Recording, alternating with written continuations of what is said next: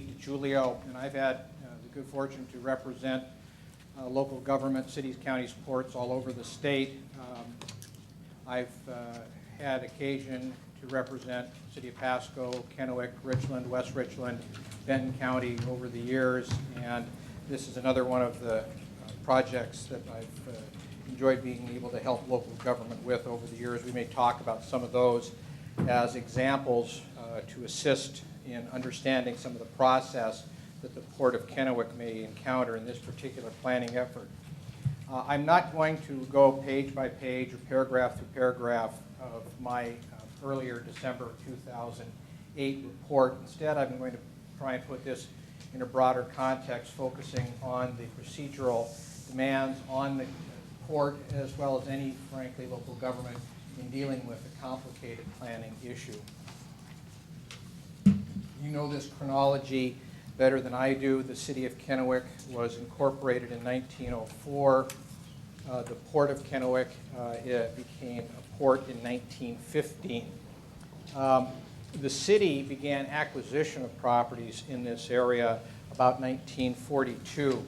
Vista Field was built in 43 as part of the Pasco Naval Base operations, and at the end of the war, KID took the facility over. Throughout the 70s, the ownership was split between KID and the City of Pasco, and ultimately the city, apparently a result of some squabbles that some of you may be aware of, took over the airport, ultimately transferring it to the Port of Kennewick in 1991. The Vista Field has been the subject of numerous plans over the last few years. Like any of the port's facilities, it does have a planned foundation. There was a 2002 Vista Field master plan that was modified and updated by a 2006 master plan.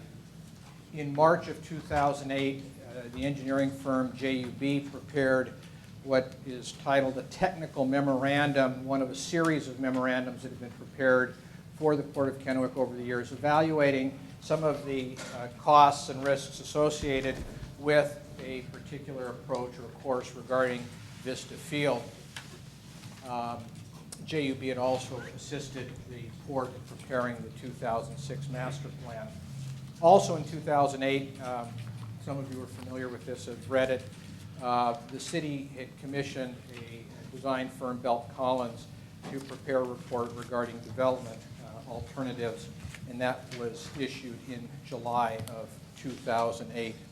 And again, I don't intend to talk a lot about those individual studies or reports today, other than just making sure people kind of understand the context and what's being discussed with respect to the various projects and how some of the alternatives were arrived at.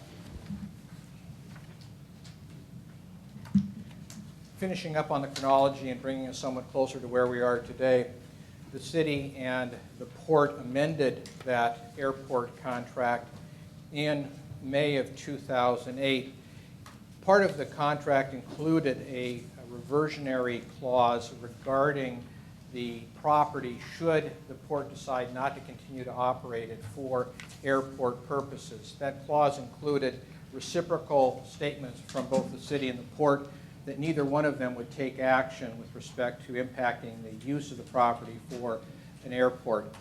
Neither the port could cease operations without surrendering the property back to the city, or if the city were to take actions to interfere with the operation of the airport, then the port would be able to take control of the property and the city would have no further reversionary interest. I was not involved at the time, but it was clearly stated in the contract amendment itself that it was the intent of the city and of the port, in the interest of facilitating the Port of Kennewick's consideration of options for future operations at Vista Field Airport, and the City of Kennewick and the Port of Kennewick are in agreement that Section 10 of the airport contract should be withdrawn and declared void. So again, that May 2008 amendment to the contract removed Section 10 of the contract to eliminate that restrictive provision regarding either the port or the city's obligation to continue the use of Vista Field for airport purposes. Now, having said that, the contract remains in effect to date, and still talks about the continuous use of the property for an airport. And for those who've seen some of the prior materials relating to this, including my report, the earlier report, it is well recognized that at some point the city and the port are going to have to sit down and address some of the provisions in that contract that may not be functional now as the process moves forward. You all recognize the area. We're right in the middle of it. This happens to be from one of the images on the port's website showing some of the property that's currently available out there owned by the port. I think that if I recognize that correctly, the city has about a 6-acre parcel there on Grand Ridge that sits kind of in between the two of the port properties. Did I get that right, Tim? About the general, or Larry? Correct. It's about a 5.5, 6-acre parcel. Yep. The total acreage for the what we typically call the Vista Field property is 92 acres. Approximately 70 acres of that are what's in terms of airport usage called inside the fence. Other properties are outside the fence and are really operating or available for operations without reference to the airport. The Belt-Collins study actually looked at those 90 acres plus the 6 acres of the city as a 96-acre analysis for purposes of its consideration. Okay, so what have we got? We've got in place currently a city, and we'll talk about this some more as we get into this, a city plan, comprehensive plan, and a city zoning overlay with respect to the airport itself. We have a port plan, comprehensive or master plan for Vista Field, that pretty much describes the current activities at the airport, plus some potential moving of hangars from the south end to the north end and relocation of certain facilities. But nothing more dramatic than that in terms of current identification for planned activities with respect to the Vista Field properties. So the approach is to identify the alternatives that the port will want to consider as it moves forward with Vista Field considerations. There's an obvious and a mandatory alternative that's required by the State Environmental Policy Act, and that's the no action alternative.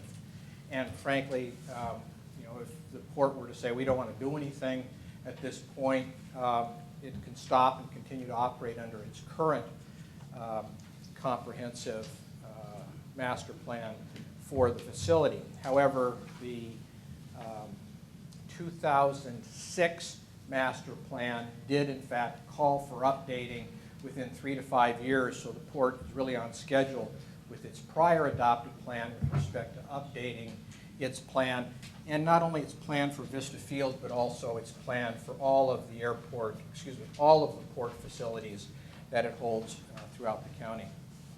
So again, the no action alternative is a mandatory alternative for consideration. Alternative 2, closure of Vista Field, and there are different sub-options under that. It could be a phased closure with consideration of some of the port's existing contracts with users out on the property. Or it could entail an immediate closure. When we talk about immediate, it doesn't mean tomorrow or the next day, but more immediate than a phased closure over time. So that's the second alternative, and within that alternative, there could be other alternatives as well in terms of how that would be implemented. And of course, there's the alternative of expansion of airport facilities as well. And is this a appropriate approach for the port to consider, and particularly in light of the other airports in the vicinity and the potential impact that an expansion would have. But again, alternatives for the port's consideration would include, or may include also, expansion of the airport facilities as well. And those are, at this time, the alternatives that have been identified for purposes of further study, and on the agenda for this afternoon's meeting is consideration of a request for qualifications for a consultant to potentially develop the report and studies relating to those alternatives. Whenever we talk about the consideration of alternatives, particularly in the context of government planning, we can't ignore, we're forced to deal with the State Environmental Policy Act. That act is found in Chapter 4321 CRCW and the regulations adopted by the Department of Ecology at Chapter 19711 of the Washington Administrative Code. We're only going to talk about a few provisions of SEPA this afternoon, just to put into context the burden that the port is under in terms of its evaluation of the various alternatives. You know, the question can be asked, well, why don't they just make a decision? Why doesn't the port just make a decision? Well, SEPA doesn't allow the port to just make a decision. It has to consider all of the environmental impacts associated with the alternatives before it commits to a course of conduct. So, in the WAC regulations, it discusses specifically the timing of the SEPA process. And one of the aspects of this is the SEPA process shall be integrated with agency activities at the earliest possible time to ensure that planning and decisions reflect environmental values, to avoid delays later in the process, and to seek to resolve potential problems. In the second paragraph of that same regulation under timing of the SEPA process emphasizes that the lead agency shall prepare its threshold determination and environmental impact statement if required at the earliest possible point in the planning and decision-making process. This is the earliest possible point in the planning and decision-making process, when the principal features of a proposal and its environmental impacts can be reasonably identified. And the first subsection of that regulation describes when a proposal exists, and that is when an agency is presented with an application or has a goal and is actively preparing to make a decision on one or more alternative means of accomplishing that goal, and the environmental impacts can be meaningfully evaluated. Here, the Port of Kennewick is considering, what it's going to do with Vista Field. In that respect, in order to make that decision, whether it's doing nothing or airport expansion or closure of Vista Field, it's going to have to understand that state law mandates that the port commissioners understand the impacts of those decisions on the environment and make the decision in consideration of those environmental impacts. It's important to remember that SEPA doesn't direct an outcome. The elected officials, whether it be at the city or at the port level, they're charged with making those decisions. SEPA just requires that the environmental impacts of those decisions be considered. Again, it does not direct an outcome, only requires that those decisions be made with full consideration of those environmental impacts. One of the leading cases comes out of the state of Washington at the national level when the early winter ski project was being considered up in the Okanagan County, the Methow area. There was a lot of criticism of the environmental review and went all the way up to the United States Supreme Court, and they said, well, this project's going to have significant impacts on the mule deer population up in Okanagan County. And if they're going to impact the mule deer population, you can't build the project. The Forest Service couldn't grant permits, and the Supreme Court says, no, that's not what SEPA requires or mandates. All it does is require that those decisions be made in light of the potential impacts. So whatever the impacts are, as long as they're disclosed, and that's why we typically urge the preparation of this environmental review early in the process, and so that the process is protected from challenge later on. There's never been a project in the state of Washington that has been overturned on the basis of SEPA when there's been an environmental impact statement prepared. There's only one case where that occurred, but didn't relate to the environmental review. It related to the fact that they did not do alternatives analysis in the SEPA document itself.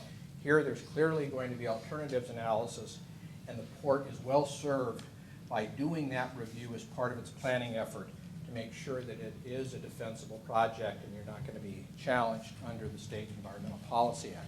It's just the cheapest and most effective way to do business. We've been representing Klickitat County and assisting with the wind farm developments in Klickitat County. And Klickitat County chose to do its own environmental impact statement to facilitate development so that the developers wouldn't have to spend as much time and money in the environmental review process. And that worked for a while, but as it turned out that the developers decided that it was cheaper and easier for them to avoid appeals to simply do their own environmental impact statements in addition to the larger environmental impact statement that had been done by Klickitat County. And so you see those developers realizing that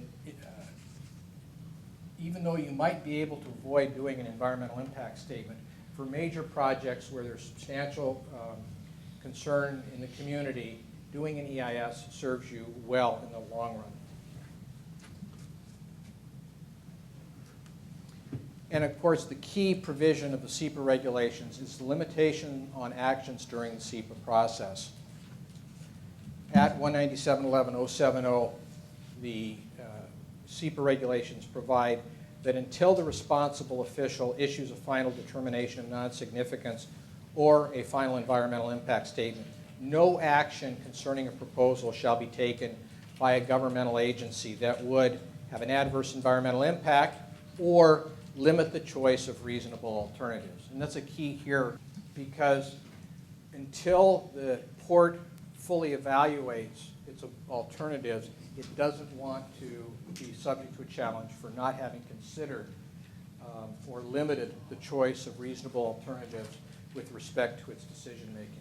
So again, in the broad picture, under the context of SEPA, the port is evaluating its alternatives and the state mandates that it be done in conjunction with its SEPA review so as to not create a situation where you take action early in a process and limit the choice of reasonable alternatives. Okay, I'm going to switch off from SEPA now to talk about port planning. And sometimes hard when you're talking about ports, many of whom around the state don't have harbor facilities. Obviously, the Port of Kennewick has its water-dependent uses, but there are many ports in this state who have no water-related facilities, but nevertheless, they're called harbor improvement plans. The state statute provides it's the duty of the Port Commission of any port district before creating any improvements to adopt a comprehensive scheme of harbor improvements in the port district after a public hearing thereon. And of course, creating that plan triggers SEPA and requires an integrated SEPA review as part of that planning effort. And in addition to the requirement to maintain a plan, the state statute goes even further and precludes the port from spending money on facilities that haven't been identified and provided for in a properly adopted harbor improvement plan, or what we've been referring to as the COMP scheme, the comprehensive plan for the port's facilities. The port has an existing plan for many of its facilities. One of the efforts would be to update that plan so it has all of its planning activities in one particular document or set of documents. Very common for communities to have a master plan, for example, and then addended or appended plans such as a park plan or a utility plan associated with it. And separate and distinct from the port's scheme of harbor improvements is the authority to plan with respect to airport improvements. And of course, ports are not the only municipal entities that are allowed to operate airports. And here there's the specific provision that every municipality is hereby authorized to investigate, survey, and plan with respect to its property management. Here's an excerpt from the city of Kennewick's zoning map. Any of you can pull that up online. The city has a very user-friendly website. The port property, the Vista Field property, is located in an area that's currently zoned industrial, quote, light, or IL. In addition to that industrial zoning, the city of Kennewick has what's called a airport hazard zoning. It's an overlay of this area that has additional restrictions that are specifically directed to protecting the airport use. Common examples would include building height, trees, and lighting so as not to interfere with the Vista Field aircraft activities. Some of the discussion that has been the focus of the reports and studies has been essential public facility designation on the property.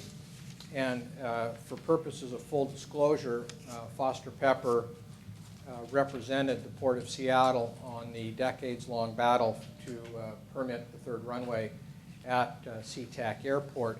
And some of that litigation involved defending the port's ability to expand that essential public facility against the challenge from some of the cities in the neighborhood of SeaTac Airport who sought by their restrictive planning and zoning to limit the Port of Seattle and the SeaTac Airport to its existing facilities. Essential public facilities are a required element of the planning in a GMA jurisdiction, as is the case here in Benton County. This paragraph is taken directly from the City of Kennewick's comprehensive plan and generally defines an essential public facility as a public or privately operated facility providing public services or publicly funded services that is difficult to cite due to but not limited to its environmental, economic, or social impacts. And then continuing with that provision from the City of Kennewick Comprehensive Plan, and if you're taking notes, this is from page 112 of the city's comprehensive plan. Under the Growth Management Act, essential public facilities include those facilities that are typically difficult to cite, such as airports. So that's the first two lines of that provision with respect to essential public facilities. The City of Kennewick then, in its comprehensive plan, lists essential public facilities, inventory public facilities, and one of the ways it does it is talking about state-identified essential public facilities, such as airports. So when you look to the City of Kennewick's inventory, it's actually under state facilities. Of course, we know that Vista Field is not a state facility, but describes in its inventory as, you can see here, a brief description referencing Vista Field is under the Washington State Airport System Plan, but not included in the National Plan of Integrated Airport Systems, NPIAS. What airports in the area are in that system? Walla Walla, Pasco, Richland, and I think Prosser is also in the NPIAS system, but not Kennewick. That means Kennewick would not be, or Port of Kennewick and Vista Field would not be available for federal funding and assistance as those other airports are. And I don't pretend to understand the integration and dynamics and the issues with respect to the potential conflict among the various airports in the community. I'm here giving an overlay primarily of the planning process, and obviously the City of Kennewick has identified the Vista Field as an essential public facility.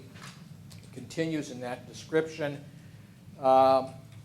including development restrictions through the airport hazard zoning at Kennewick Municipal Code, Chapter 18.33, and whatever FAA or WASDOT limitations may apply. The comprehensive plan has a kind of a hint of where things might be going or where planning in the future might be going without directing where that might be. The plan says the area is undergoing rapid development with increasing market demand. After the lease expires, I'm not sure what that reference means. The land use compatibility and protection of airport hazard zone could be altered depending on the appropriate type of use, replacing the airport land use. So at least the current city comprehensive plan recognizes that there may be changes in the offing, but the plan doesn't currently provide for such changes. Okay, so again, kind of bringing us back to what are the essential foundations of what we're dealing with. We have a city comprehensive plan that recognizes Vista Field as an essential public facility. We've got a port comprehensive plan that recognizes the Vista Field area for airport use. And at some point, if there's going to be a change in those planning foundations, there's going to have to be a process to address that. Here is a potential or a tentative schedule that could be followed with respect to such a process for consideration. The first one, which is for further down on the Port Commissioner's agenda this afternoon, would be the consideration of a process for consultant selection. And again, these are target dates or hypothetical dates. They're not fixed at any point. So that could be done under a current schedule, started in May, with completion sometime this summer. One of the key activities for that consultant would be to prepare that SEPA analysis integrated with the review of the alternatives that we had previously identified. The no action alternative, the closure alternative, or the expansion alternative. Very often you'll see a community doing a planning document and then they'll do a separate SEPA document and slap them together. That's an inefficient use of resources because one of the keys of an environmental analysis is the consideration of the impacts of the alternatives. Well, any good plan is going to talk about alternatives. And there's no reason not to integrate the two documents. In fact, SEPA, the State Environmental Policy Act regulations, encourages the integration of planning and environmental review documents so that it's all there in one place for consideration. So what we see on this particular graphic is that realistically these two activities, the SEPA and the comp scheme analysis, the evaluation of the alternatives, will probably be together, done together in a review process. Now, if this port is going to be doing this, of necessity, one of the actions that would be identified for anything other than the no action alternative would be revisions to the city of, potential revisions to the City of Kennewick Comprehensive Plan. And any time you have agencies with cross jurisdictions, one jurisdiction is going to have to be lead agency, and all the other governmental agencies involved, whether we're talking here about the port and the city, but also Benton County, any other agency that's affected is going to have to come along with the process or it's going to be left behind. SEPA mandates that governments with jurisdiction must participate, or failure to participate will mean that they agree to what's being done. So again, as a consulted agency, the City of Kennewick, pick a jurisdiction. Benton County, the City of Richland, to the extent that any decision might affect the Richland Airport, will have to participate, comment upon, be part of that particular process. So again, the consultant would presumably be involved in assisting the port in its development of its SEPA and draft comprehensive scheme process. Very briefly, that process is very public influenced in terms of number of contacts with the community. Scoping notice goes out. There's an opportunity for the public to comment on the scope of the environmental review. Document is prepared. There's a draft environmental impact statement that's issued. There's a public hearing on that. Comments are received. The agency is required to respond to the comments that come out during the course of the review of the draft environmental impact statement. Then a final document comes out, and then there are public hearings on those processes. At the port level, the port would have public hearings on those, in addition to the hearings on the SEPA analysis, but also the hearings on plan and alternatives. The city similarly would have public hearings both before the Planning Commission and before the City Council with respect to any comprehensive plan or zoning code amendment. So lots of public process throughout all that. Now, arguably, all of this could be done before the end of 2009, but it's not likely. And so this schedule shows pretty much a 6-month schedule from the fall of 2009 into the spring of 2010 for this process. Well, why do we then jump all the way ahead to December 2010 for the city's comp plan amendment, should that be a course that follows from the planning effort?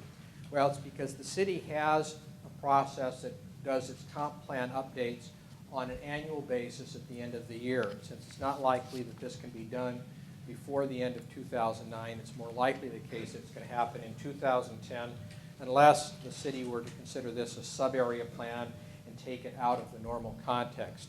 But again, this is just a hypothetical schedule, and that hasn't really been addressed with the city in any great detail. So again, under a traditional, typical model, this is a kind of schedule that you might see. The city may or may not determine that it could be considered earlier than December of 2010 for activity. Also, as I mentioned earlier, at some point the city and the port are going to have to get together and work through issues with respect to the current airport contract, and that's going to require both agencies to work collaboratively on that. Now, in terms of this, we've got a responsible entity. That doesn't mean that the city's going to be doing it alone or the port's going to be doing it alone.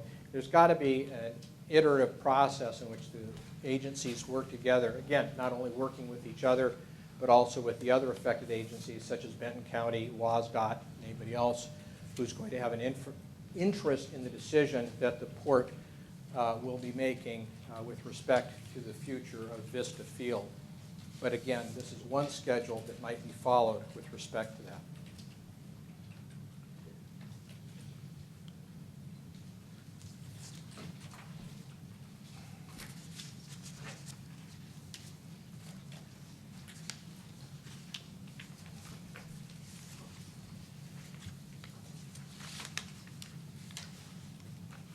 I want to just bring to a brief conclusion at this point then in terms of the formal presentation. The kind of chicken and egg aspect of what's encountered in a situation like this. The question might be asked, well, why can't the city amend its comprehensive plan and eliminate the EPF, Central Public Facility designation? Well, the city can't do that because that's one of the issues that we talked about in terms of the Port of Seattle third runway cases, where cities did try to do that and were handed their hat by the growth management hearings boards and the courts, who said you can't do that. You can't, as a city, limit the use or expansion of an essential public facility. And so then the question is, well, what about the port? Well, the port can do that as well in terms of evaluating what it wants to do in terms of deciding whether or not the Vista Field is really an essential public facility for the port of Kennewick and for the community, and then the city will participate in that planning process. It, again, not knowing what direction this may or may not go, because, as we've said, the port hasn't yet studied the alternatives that may be available to it with respect to Vista Field. And until the port has done that analysis, until the port has determined what approach it's going to take with respect to Vista Field with its integrated environmental review, it cannot commit to a course of conduct, it cannot limit its choice of reasonable alternatives, and really can't commit to a course of conduct until this process has been completed. So I think that's a good slide to leave up at this point and turn it back to the chair. If, and this is strictly an If we were to go out for an advisory vote to the public whether to close the airport or not, then where would that process fit into the thing?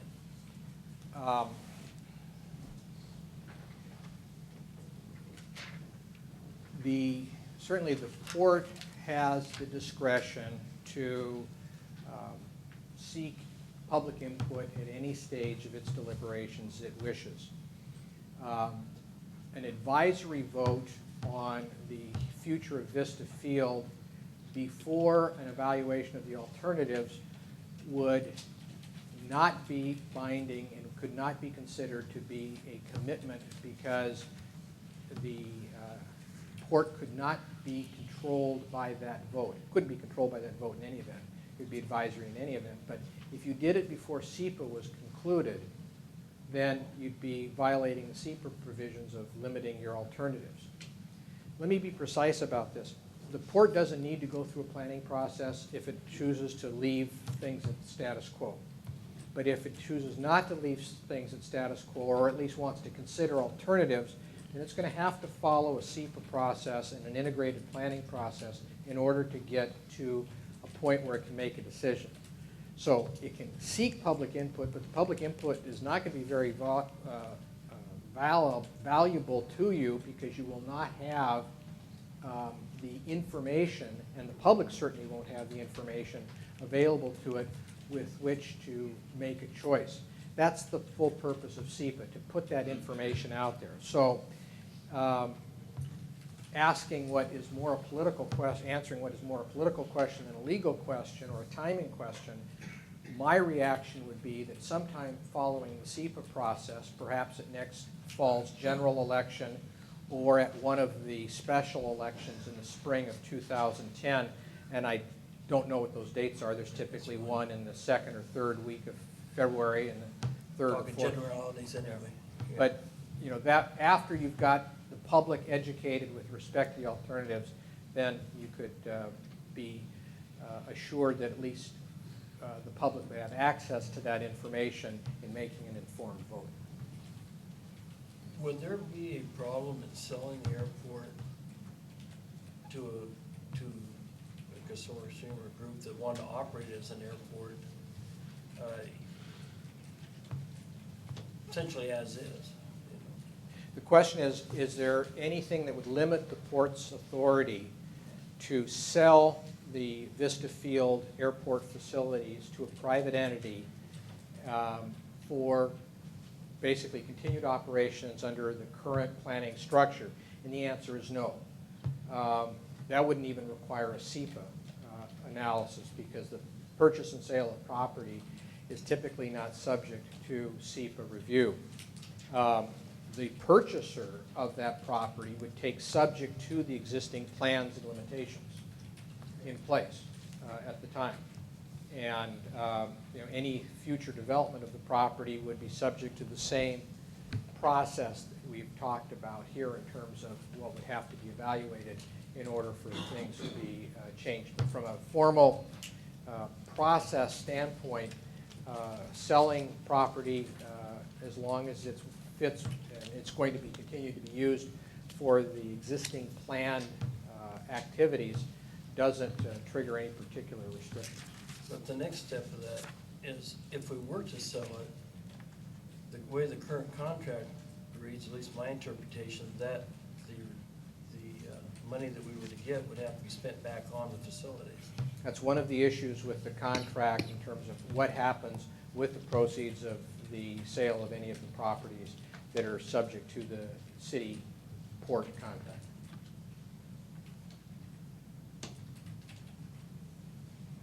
I guess I got questions answered. Staff? Yes, thank you, Commissioner Hanson. I'd like to ask a couple questions, and then I know Mr. Walker might have a question or two, and then if any of my other staff members have questions. Steve, we talked about an integrated process, and your slide there talking about that had the little chart there was pretty helpful because it showed what the port had to do. Essentially, we have to do the SEPA part of it and the comprehensive scheme. And if I understand your chart correctly, that the city on its own would do its comprehensive plan update that would discuss the essential public facility designation of the airport. Is that correct? That's generally correct. The city is responsible, as it would for any kind of development or plan amendment, be responsible for overseeing that particular process, running it through its GMA update activity. Having said that, the city doesn't act in isolation on that. Just as the city would have an obligation to cooperate with the port's planning efforts as a consulted agency, so would the port have an obligation to work with the city in that process. And then those results from its essential public facility discussion or study or whatever would be folded back into the integrated planning process? Ideally, they happen simultaneously, so that by the time that the port has gotten to the end of its planning process, that in terms of what its direction would be, that the city would be at a place where it would be either starting or in the process of amending its comprehensive plan. The timetable may not be exactly right, but you should be at the same point with respect to the planning efforts so that you know what direction you're going with respect to those amendments. Now, if the port did its portion, and let's just speak hypothetically, there was a challenge to the city's portion of it, maybe over the essential public facility, and that got tied up in litigation, for example, would the port have to wait on its portion? Because I guess the way I'm looking at it is, as long as the facility is an essential public facility, then the commission could, their choices of closing or expanding the airport would be limited. The basic rule is that an appeal of the city's planning decision would go to the Eastern Growth Management Hearings Board. And while such an appeal is pending, that does not preclude governments from acting on the underlying approval. So there's no stay, there's no injunction available while a matter is pending before Growth Management Hearings Board. And that's, if you were going to challenge the city action, that's where you would have to go. And so it would not impact the port's ability to act. Now, if the Growth Management Hearing Board were to reverse one of those planning decisions and ship it back, then you may have to step back and wait until you go through the process and satisfy the Growth Management Hearings Board. But there's no limitation on action pending that review. Okay. As you know, the port has done a couple of studies and hired a couple consultants and produced some reports regarding Vista Field. Those documents that have already been produced would be helpful in the SEPA analysis, is that correct? So it'd be valuable information that would already have been generated that could be used? Yes, there's, in fact, a lot of the information that would presumably find its way into this plan and environmental review document has already been outlined in a number of places. The port's plans, the Belt-Collins study has information, WASDOT has some information with respect to the airport. You know, there are a number of sources of information that would be presumably, if not incorporated, then at least referenced in the study. And then as you and I have talked about on the phone, at least I see the advantage of the port having an economic analysis portion of the SEPA done where we could find out about the cost of these alternatives and the affordability to the port. And that could be folded into this SEPA analysis, is that correct? Yeah. SEPA does not mandate economic analysis. So the economic impacts of a proposal are not a mandatory element of SEPA review, but it's not precluded by SEPA. And so when you think about the mandatory aspects of SEPA review, earth, air, water, public services are, you know, the areas of are the impacts that are required to be evaluated in an environmental review document. One that is not required is the economic impacts. But for a decision such as this, a planning decision, an economic impacts analysis is important to the process as any of the other ones are for purposes of decision-making on an overall plan. And then this is, I don't know if this is really a question for you, but this is just my viewpoint.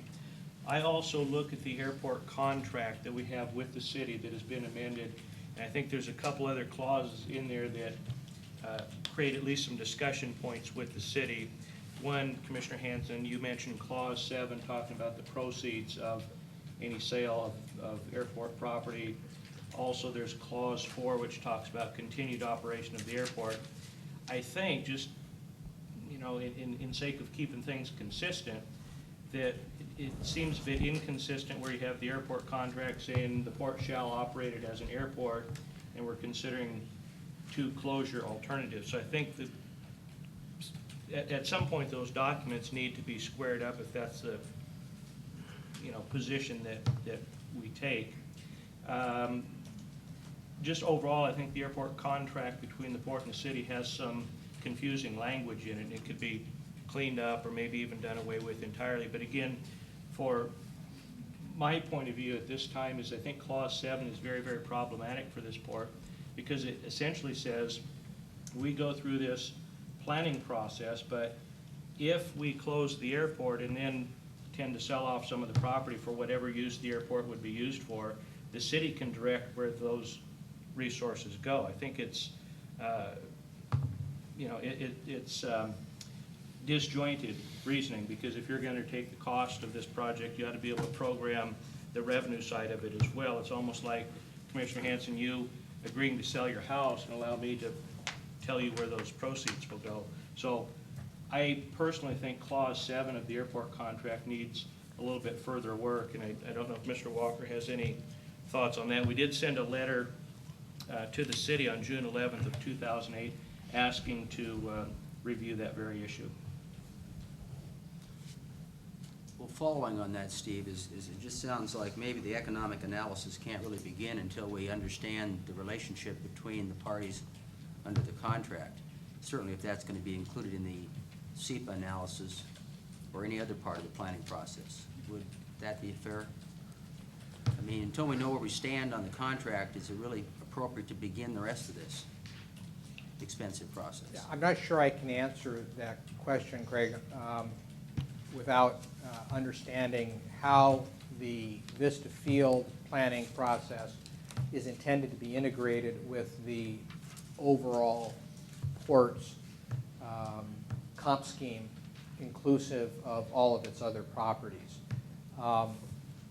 Certainly there are more simplified economic analyses that have been done with respect to the Vista field property itself.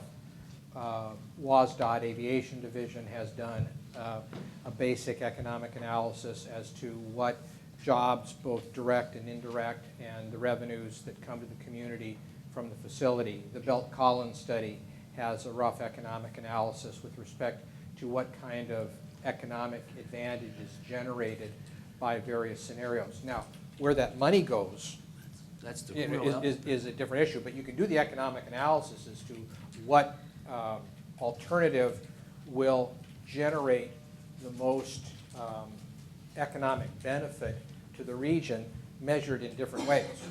You know, How jobs, revenue, however you want to measure it. But what is going to be done with that revenue, or who gets to derive the benefit from it, is a different issue. And I can fully understand that the port might say, well, if we don't generate any of the, if we are not entitled or we can't use the revenue to the port's advantage, why would we go down this course? And as I've suggested, I think it's one of the reasons why this has got to be an integrated process where the city and the port work collectively together, because it doesn't help to get to the end of this process and then select the no action alternatives because there's no reason, there's no incentive to do otherwise.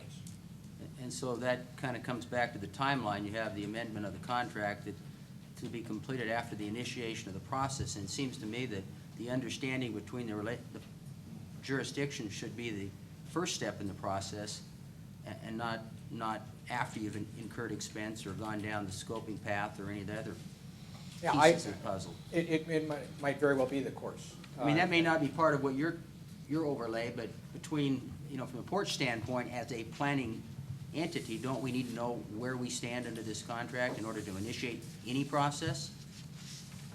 I don't think so. It may influence how you evaluate the alternatives, because if the port, if one of the alternatives, such as decommissioning of Vista Field and redevelopment of the property for other uses, requires substantial capital investment, and the contract limits the port's ability to make that capital investment because the money wouldn't be available otherwise, or the port decides it wants to make its capital investment in other parts of the community, it may very well influence the outcome of the selection of the alternatives.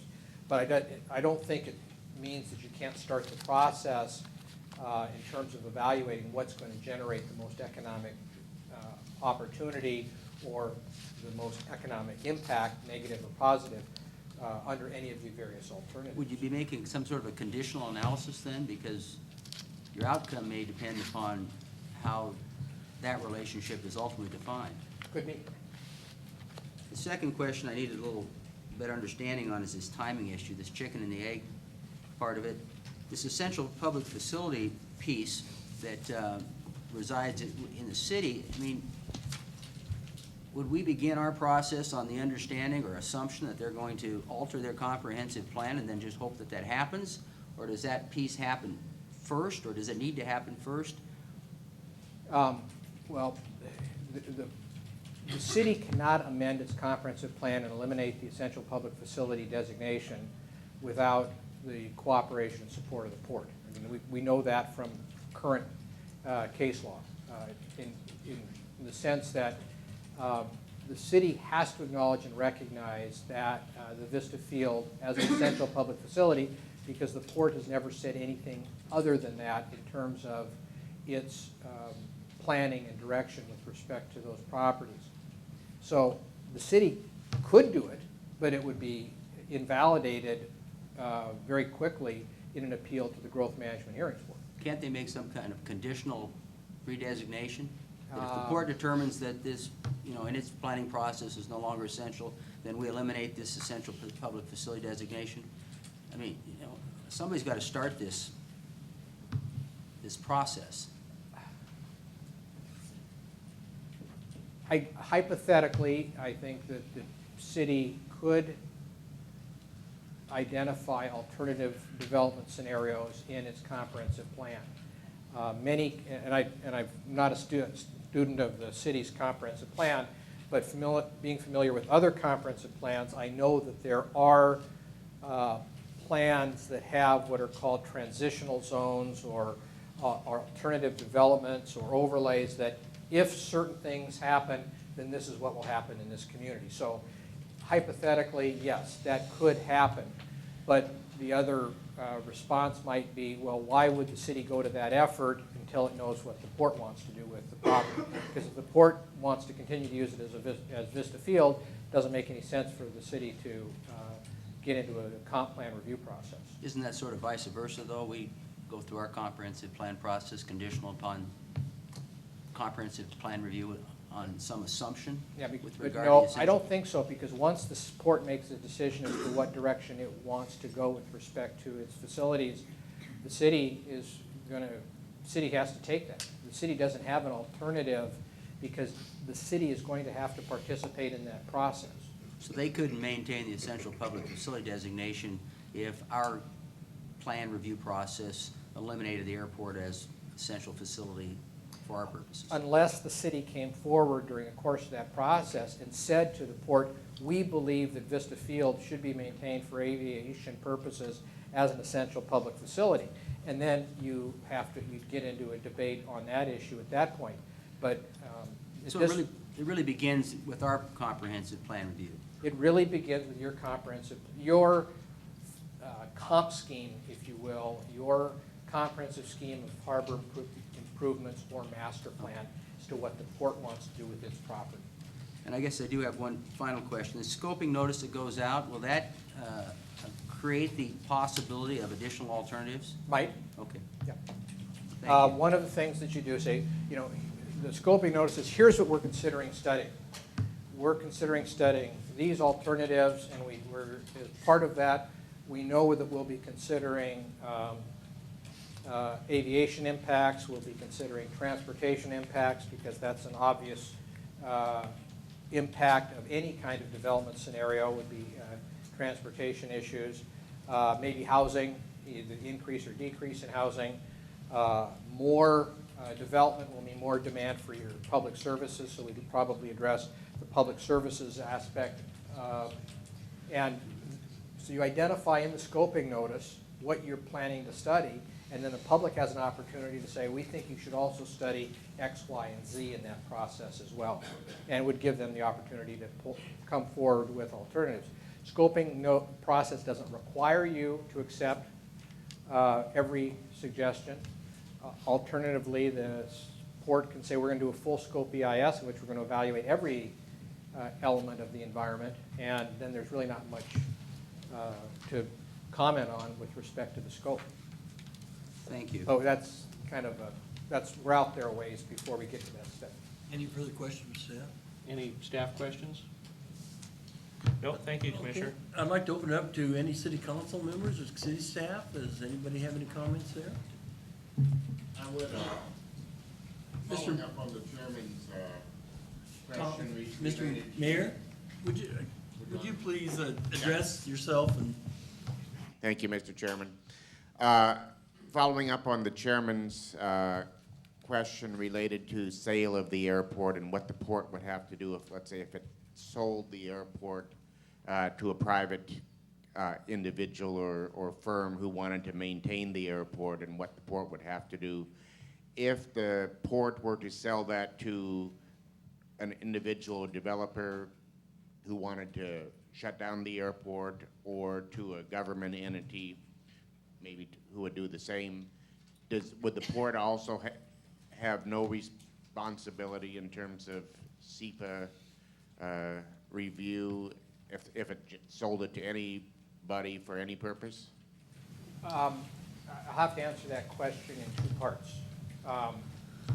If the port were to sell the entirety of its 90-some acre holding to another governmental entity or a private interest, then arguably the port, and it's a complete transaction without any kind of restrictive covenants or deed restrictions, then the port would be done with its property. No different than if it were to take any of its other properties throughout Benton County, its industrial sites, and sell one of those. Once it's disposed of its property, it doesn't have any control over it, again, subject to whatever it may put in the purchase and sale agreement or in the deed restrictions.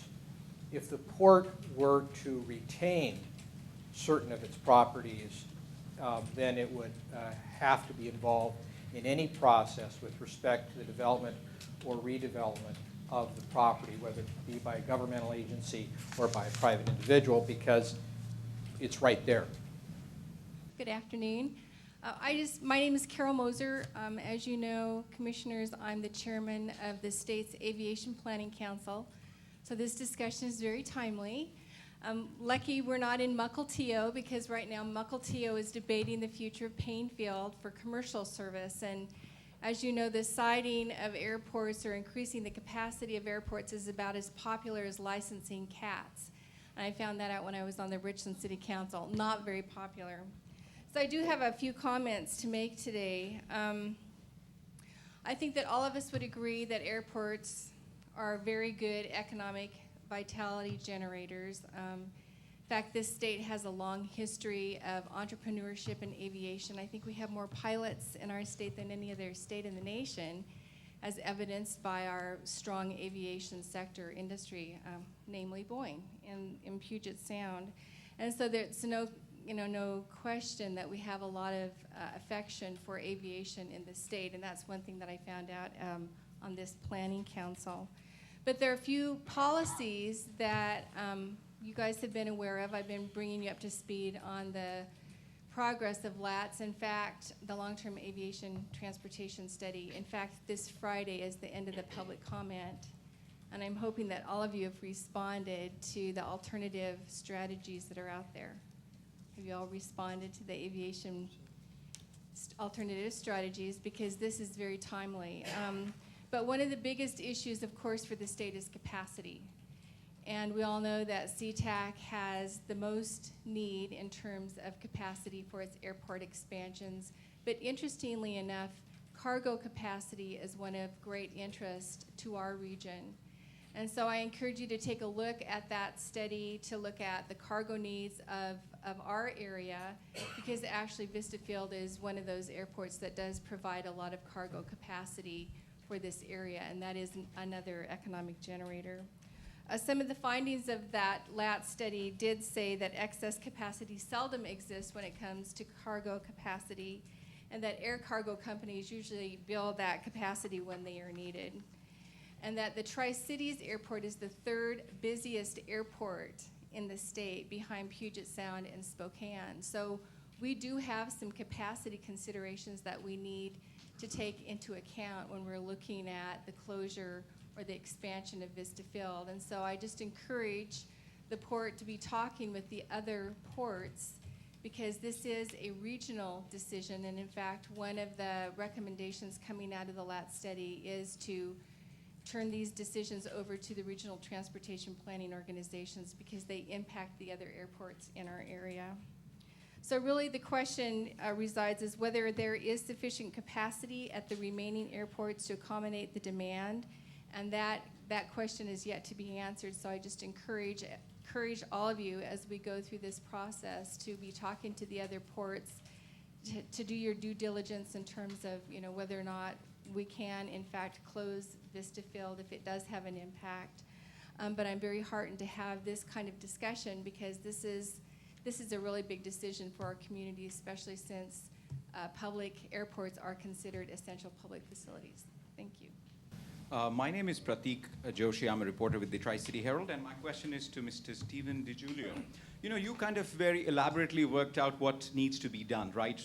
Beginning with SEPA and comprehensive plan review, and then also looking into what city needs to do. What about the possibility of expansion? And I was told that there is a zoning issue. That's why the airport was not developed in the past, because city would not allow that zoning laws to be changed. In fact, the airport use is a restricted use. So what would port need to do in case that they find a seller, or they find a buyer, or they decide to go with the expansion? Could you just elaborate what the city would need to do to convince the city to get it out of the zoning requirements, the present zoning requirement, to allow for expansion?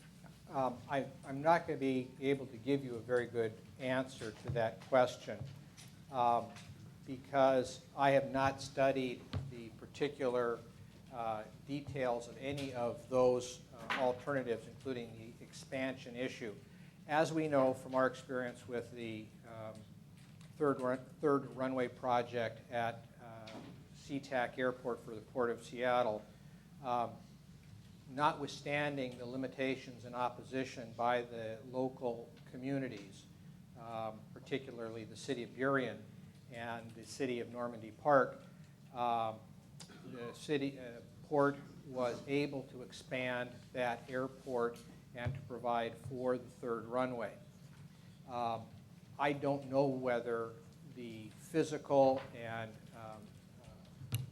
practical limitations with respect to Vista Field would impact the ability to provide for an expansion if that were a course that was sought.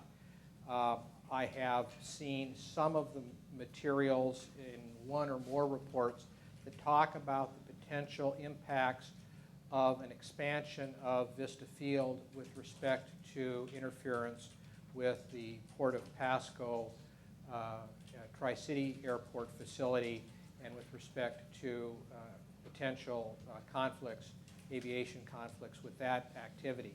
But again, that would be something that would be subject to the broader study. So in terms of what could be done, certainly hypothetically, we know that an expansion is possible.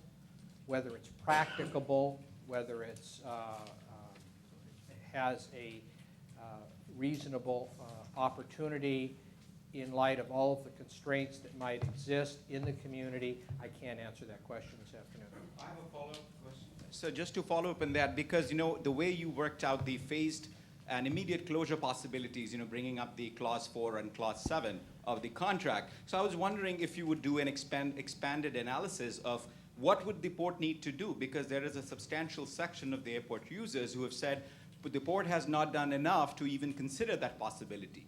Because when you're looking into the city's comprehensive plan and what the clause needs to be before the essential facilities designation needs to be removed. So that is pretty far hypothetical, and why not? It's equally important about the expansion. What if the expansion happens? Because maybe that is the stumbling block. The port doesn't know what it needs to do to get the city's approval. Don't you think either that needs to be studied more? Because the studies that you referred to, JUB's analysis, they only took into account the misses. And that was when I talked to the airport controller, he said that was not even recorded as an incident. So what happens when you look into these studies that are mere enumeration of accounts and not properly worded? So when there are deficiencies in these studies, how seriously can you take them? First, I can't comment on the merits or lack of merit of any of the studies that have been done to date with respect to the activities. The port could very well determine not to consider the alternative of expansion of airport facilities. The port could consider not evaluating alternative number 3 if it chose to do so. At this point, it hasn't. It's determined to consider that alternative. But the port is not mandated to consider that alternative in terms of its choice of alternatives for purposes of consideration. It may go with the no-action alternative, which is basically status quo, maintaining the airport in its current condition, and closure as another alternative, and considering the alternatives under closure. So it's not mandated to consider expansion. So is third alternative not on the cards right now? That's why you did not expand on it? No, it is right now, but I haven't expanded on any of the alternatives. No, you talked about the contract, what needs to be done, the closure, removal of essential facilities designation. That kind of homework was not done with the expansion part of it. That's why what the port needs to do should, in case they decide to expand the airport. But because the city would not clear the zoning regulations. So it's like a chicken and egg kind of a situation there too. The way Mr. Walker presented it to the earlier part. So I was just thinking, wouldn't a little study needed from you to expand on it? Let me restate what I understand your question to be and answer it the best way I can. Under any of the evaluations other than the no action alternative, my assessment would be that the contract would require amendment, whether it's under alternative 2 or alternative 3, and under either of the alternatives that were considered to be viable by the port, that would require city cooperation through its comprehensive planning process or some confrontation or process to resolve that dispute, as we saw in King County with respect to the Port of Seattle's facilities. And I can say that, and it really is not unique to airports. We've seen that same issue arise with respect to any number of essential public facilities where a community wishes to, for example, build a new wastewater treatment plant or expand a wastewater treatment plant, and you get opposition from one part of the community that doesn't want it, and certainly we're dealing with that on the Pasco CPM site with respect to how do we locate these kinds of facilities in the community. But in answer to your question, if the port is going to study alternatives 2 and 3, both of those alternatives, or any of those alternatives, will require the cooperation or consultation with the city, both as a matter of contract and as a matter of comprehensive planning. Then we'll catch Don. I'm just getting more confused as we're talking here, but. State your name. Oh, I'm sorry. I'm Carl Cadwell, and I live in Richland and in the Port District and have an office here on Vista Field and fly out frequently. we're talking about expansion of port facilities. You keep using SeaTac where they've added another runway. What we're talking about here is expansion of an airport within the fence of existing port facilities. And you stated that planning is not needed if we maintain the status quo. And I interpret the status quo as to mean that the contract that's in place, the things that are currently allowed on Vista Field, could be allowed to happen without a change and without the comprehensive plan, without the changing in the SEPA. Now, I think that perhaps I am a misunderstanding of that when you said that the planning is not needed if the status quo, and that means we leave it exactly like it is without any additional hangars being built, without any additional FBOs, maintenance facilities, or anything else. I'd like a clarification on that if you could, please, because I'm losing it here somewhat. The current adopted master plan, and I don't know what's built out there, but the current master plan calls for the future executive hangar development to the west, the small box hangars to the east, and then north off of Grand Ridge, the development of the new maintenance washdown fueling facilities. Those, that planning and the provision of those facilities are already in place. The port doesn't need to do any further planning to implement those various improvements should it choose to do so. Does that get to your question? Yeah, I think I was left with the impression after listening to this that anything they wanted to do out there, they would have to go through the SEPA process and everything else. No, they've got an adopted plan, and they could carry forward with that and invest capital proceeds in the various facilities that are identified in the 2006 master Then would you plan. tell me what number 3 is, expansion of airport facilities, alternative 3? What that would include, maybe? Yeah, I'll let somebody more knowledgeable about that and try to answer that Okay. question. If you don't mind, I'll jump in. The alternative 3 is a larger airport expansion beyond the current master plan. Now, the way I see it, what we did was we created some draft alternatives that would get refined as we go through the SEPA process, if that's what the Port Commission wants to do. But in a nutshell, alternative 3 is an airport expansion alternative that I put together with input from Dr. Cadwell, representing what I interpreted to be input from some of the pilots and users of the facility. So it's one that I think we have seen before. It's certainly been discussed in prior Port Commission meetings. That's what I interpret the airport expansion alternative to be.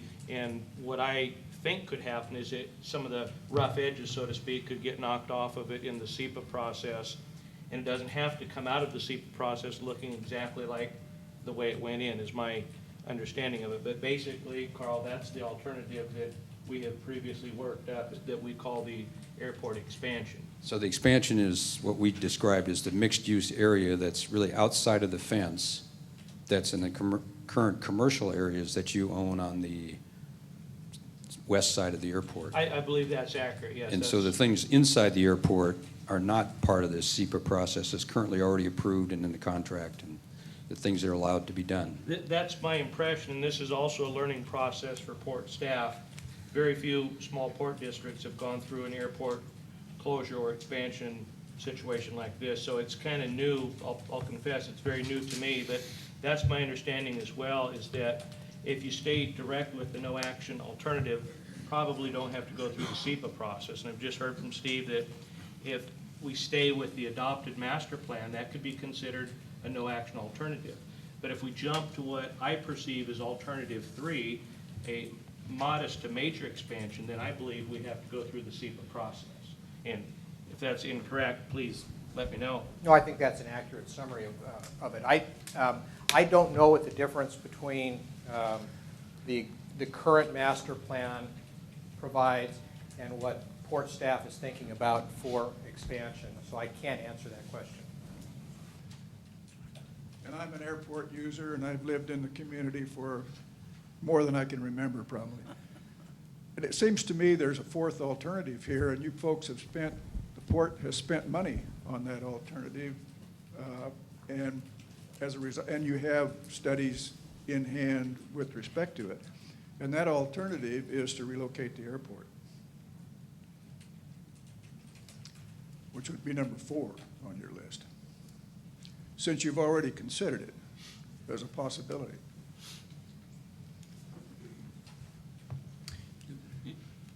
Could I respond to that? I think Mr. Claybold is correct, and Steve, this might be for your edification as well as the public at large. The port did look at an alternative of relocating the airport, and we had JUB help us with that, and we found that it was likely doable, but there was a price, a rough estimate of cost of around $20 million. And I think the Port Commission looked at that at the time. This was many months ago, if not a year or more ago, and said that very likely gets us beyond our ability to afford such an option. But that has been worked up in a JUB report that is out there that's probably ready to go. So I guess my viewpoint would be that perhaps it could be considered as an alternative, but I guess I'm asking for your guidance. Did the commission already look at it and say that's not really a reasonable alternative at this point? Now, I don't know, I haven't seen the commission's action on that. Certainly, it does not have to evaluate all alternatives. It can choose among, the reasonable alternatives. I can't answer the question as to what it's done with respect to relocation of the airport. Steve, if I might, following up on that question, won't the scoping notice help us refine the alternatives that might be reasonably considered? Yes, I mean, you're going to have an opportunity. People can certainly propose that for scoping. Just As I as- mentioned earlier, the Port Commission will decide, ultimately what alternatives it wants to consider. For example, if you send out the scoping notice, somebody might write back and say, well, you should consider relocation, and maybe half a dozen other ideas that are variations of the above. And then at that point, the commission would sit down and evaluate whether they want to consider all of the alternatives submitted or refine the list to a reasonable number. That's correct. Is that a fair sense of the process? That's correct. We have one other.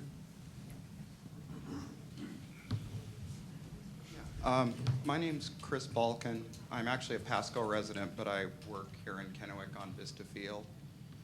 And I'm having trouble understanding what alternative number 1, no action, really means in the context of reality as it is today. Because what it seems to me, and I'm no expert on this, but it seems that the port inherited a piece of property that has restrictions on it that were placed on it by Kennewick many, many years ago that make it a I don't know what the correct term is, you can probably correct me on it, but a non-compatible use or something like that. So now a reasonable alternative would be to say, well, gee, I'd like to put new hangars on the airport, which is kind of allowed in all the comprehensive plans, but if somebody tries to do that, they go to City of Kennewick to get a permit, and City of Kennewick has an agenda, they want to close the airport, so they stranglehold any development there under the no action scenario, which could actually make it a vibrant airport in its own right with nothing being done at all. But am I wrong on that? Can somebody clarify what's going on there for me? It seems to me that's what the scenario looks like just right off the bat. In order to answer your question, Chris, let me ask Tim a clarification. Is it fair to say that the hangar development as identified in the 2006 Vista Field master plan has not been fully implemented? That's correct. Right. So you've got a current master plan in place that provides already for certain expansion and development of Vista Field with additional hangar development and relocated hangar development. I would think it would be very difficult, if not impossible, for the city of Kennewick to deny a building permit application for the construction of a hangar facility that is consistent with the adopted master plan for that facility. So that would be the no action alternative. That is the existing adopted plan that calls for the expansion not expansion, but the build out of certain facilities that the port studied and adopted in late 2005 and early 2006. So The current no action would be that you can build hangars and do what this plan says you can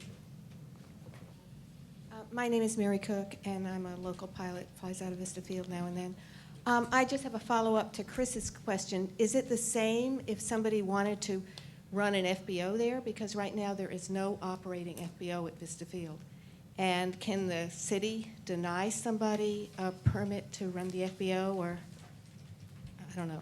But anyway, that's just a follow-up with essentially what Chris is I think asking. Tim can answer that. If I could take a shot at that, I would say no, that there would be no prohibition putting an FBO operator back in there as far as taking us out of this no-action alternative. So I think it's just a matter of whether or not the port feels it's prudent at this time. Now, personally, I have a couple concerns because I felt we had a great FBO operator in there beforehand, but because of this uncertainty surrounding Vista Field, that family, and it was a family operation, chose to move on, and the port made a settlement, a good faith settlement with that family, because I think when they came in, they had great expectations that they were going to be allowed to expand that business. Didn't happen, so in a sense, we lost a great FBO operator. My personal concern, I'm not speaking for the commission, is I would be reluctant to put another probably family operation back in the FBO until we really know in a practical sense what we're going to do with the airport. As Dr. Cadwell says, we've been in a state of limbo here, and I know the airport users feel that way, and personally I feel that way from the port's perspective. So to answer your question, I don't think there's any legal prohibition to putting somebody back in there. I just think there's a practical one of, do we want to go through this all over again until we really know what's going to happen with the airport? Yeah, in direct answer to Ms. Cook's question, the current master plan specifically says there will not be a new FBO building, rather an expanded and or remodeled existing facility with reconfigured parking area is envisioned. So the plan provides for it if the port chose to act on it. It's there in the plan, again, subject to the port's implementation decision.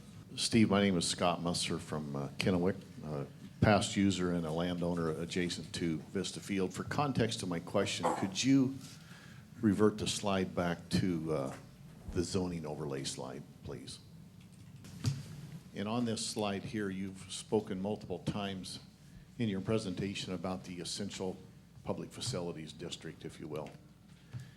Is that reflected anywhere in this in colors, or how is that determined exactly what would be the boundaries of the EFP? Essential public facility designation is a planning concept. It's not a zoning concept. In the hierarchy of land use regulation in the state of Washington, you first have a master plan or a comprehensive plan, and then below that you have what are known as development regulations. The most common development regulation that we're familiar with, most of us are familiar with, are the zoning code. So the city of Kennewick is obligated by the Growth Management Act to adopt a comprehensive plan, and as part of that comprehensive planning process, it is required to identify essential public facilities. The city of Kennewick has done that in its comprehensive plan. The city is then required to implement its comprehensive plan designations through its development regulations. One of the ways it has done that is through its zoning map. This happens to be an excerpt from the zoning map in the area of Vista Field. There is no zoning designation of essential public facility. That's a planning designation. For zoning purposes, the property is zoned light industrial, subject to the airport overlay protection, flight hazard protection to limit height of buildings, trees, lighting, and the rest. So again, the EPF is a planning designation. The zoning designation is what you see on this graphic. As a follow-on, could you back up now then to the actual aerial view slide? You know, you're really testing me. And that one? Yes, that's it. And as a follow-on to Dr. Cadwell's line of questioning then, if It's provided for on the current master plan by the Port of Kennewick.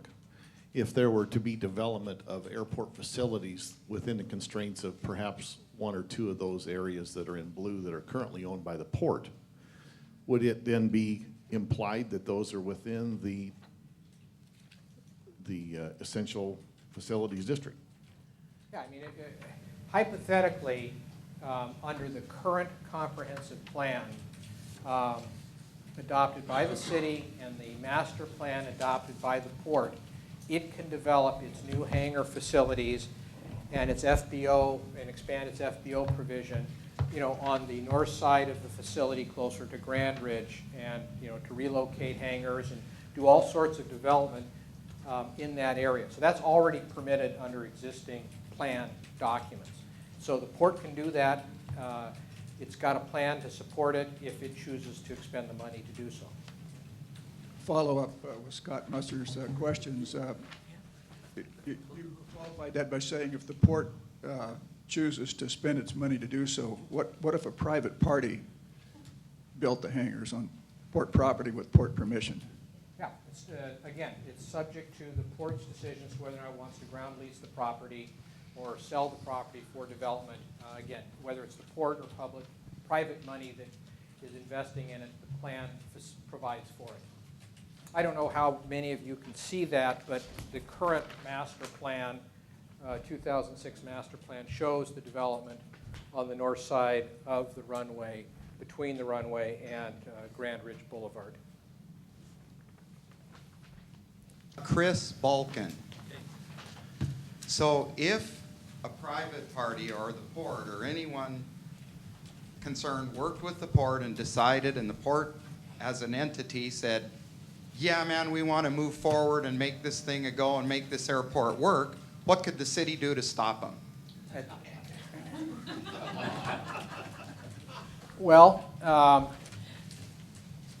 again, I cannot answer that question in absolute. That's the big question. Well, because I don't have the knowledge base and the foundation to be able to advise what in the current zoning code of the city could impact that. I can say from a planning standpoint, and based upon our experience in representing ports and other developers of essential public facilities, that it would be very difficult for the city of Kennewick to stop a airport or hangar development consistent with the adopted master plan in place, which, for those of you who are familiar with it, provides for a great deal of development on the north side of the runway.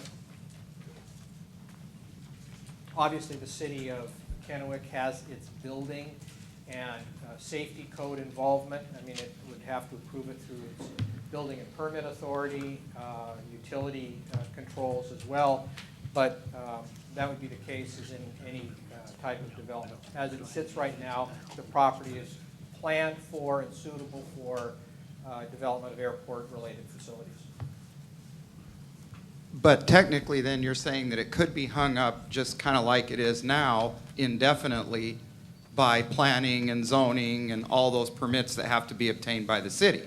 I mean, through the city. Well, but that's It could just be strangled like it is now indefinitely, which is the status quo, if I'm not mistaken. I can't answer that question because I'm not aware that there's been a permit application submitted to the city that has been hung up or been put in some kind of constraints for development. Oh, I'm not aware that that's happened. That's interesting. There's lots of good stuff to chew on then. I'm not aware of that. Thank you.